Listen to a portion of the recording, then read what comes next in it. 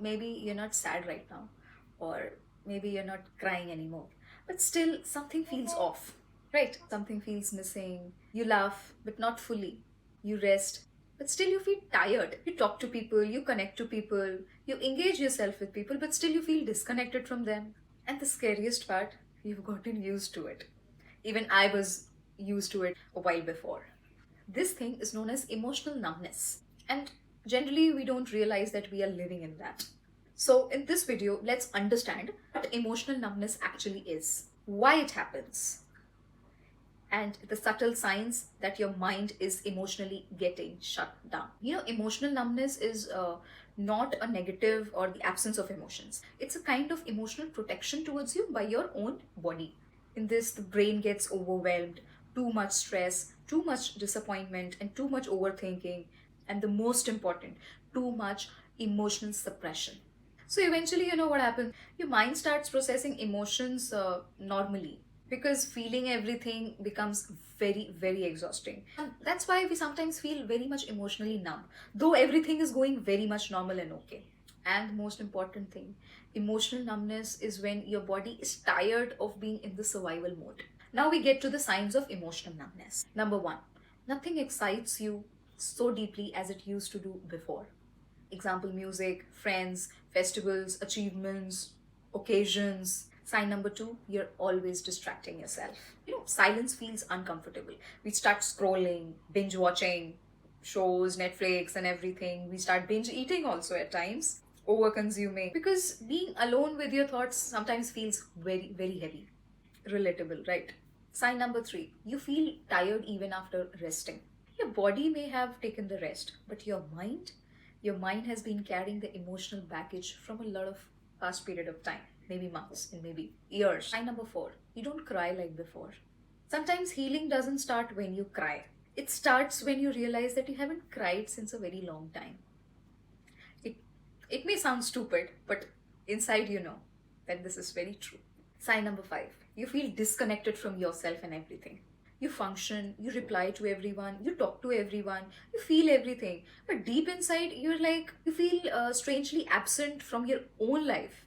Now we'll come to why this happens. It happens due to emotional suppression. The most important thing, emotional suppression.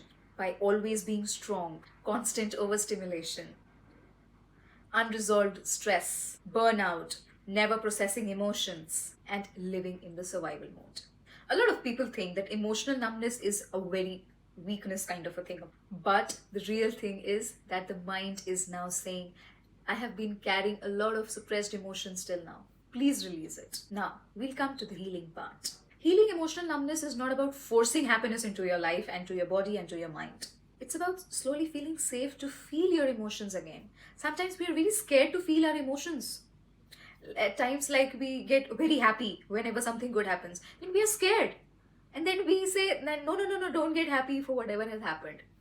So, at some point in our mind, we have that belief system that be scared by your own emotions. They may hamper you. So, solution to is to sit with yourself. I know it will feel very much uncomfortable, but sit with your emotions.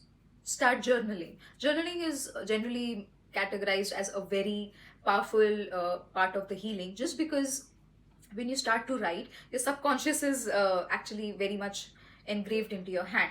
So when you start writing, you release many of your suppressed emotions. At times we don't even handle a paper and a pen just because we think what will happen, but the moment we start writing, we release a lot of things from our mind. Sit without distractions. We have the habit of scrolling, eating whenever we are free, or whatever. So learn the habit of sitting without distractions. And sometimes if you want to cry, just cry. Don't suppress this. Don't never suppress your emotions by not crying. I'm not saying that you should cry in front of people or cry in front of public. But if you are overwhelmed by any emotion, go inside the washroom, go inside any room, just cry, just release it out. Because crying is a very much healing emotion. Like in today's world, if you see male and females, why are males considered as emotionally weak rather than females? Males are considered physically very strong, but emotionally they are a bit very down. Why? Because we always will blame females that they cry a lot, rant a lot about their life and everything, because females have the habit of releasing it out through crying. Why is the reason that children are so happy? It's just because they release it out by crying. If they feel hurt, they'll cry. If they fell down, they'll cry. They don't hold it. The moment, the age we learn from our elders and from our surroundings that you should keep your emotions to yourself, not cry. Big girls don't cry and big boys don't cry. So these are the emotional conditioning by which we thought that maturity is you should not cry, so as to become very much elder and adult, and which is very, very much cliche, of course. And it is not advisable. If you have someone very safe to share your feelings to express yourself, you should talk to them, your friends, your family members, or anyone in your life. Then I would not suggest it in the prior way, but obviously you should reconnect with your body and your emotions, which is by healing, yoga, and meditation. There are a lot of ways. And because sometimes we overexploit these methods. Meditation we exploit. Like, you should go meditation by that way, this way. Meditation is not an exercise. Meditation is a lifestyle. Meditation means focusing on one thing at a point of time. So there are many ways we do it. It's like breathing, listening to your own thoughts. It's like sitting with yourself, journaling. All these things come under meditation. But for this, you need to sit with yourself. And this only you can do. No one else is going to force it.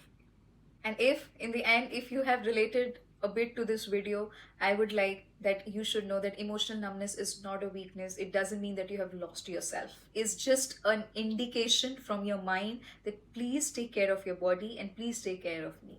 It just simply means that you have been surviving through a situation or an emotion from too long, and your mind and body is very tired. That is the reason why you are feeling very much emotionally numb.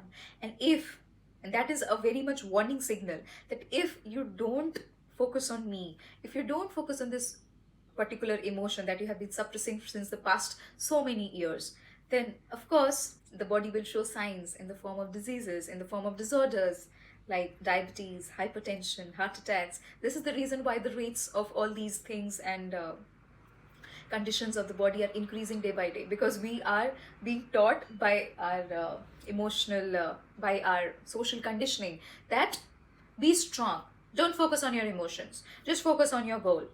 But emotions are only going to take you towards your goal. Okay, so don't make emotions as your weakness. Make them as your first priority and use them as your best strength part. Because goals are important, but emotions and your body and your mind is the most important thing, because your body is the only thing in which you have to live in with your mind.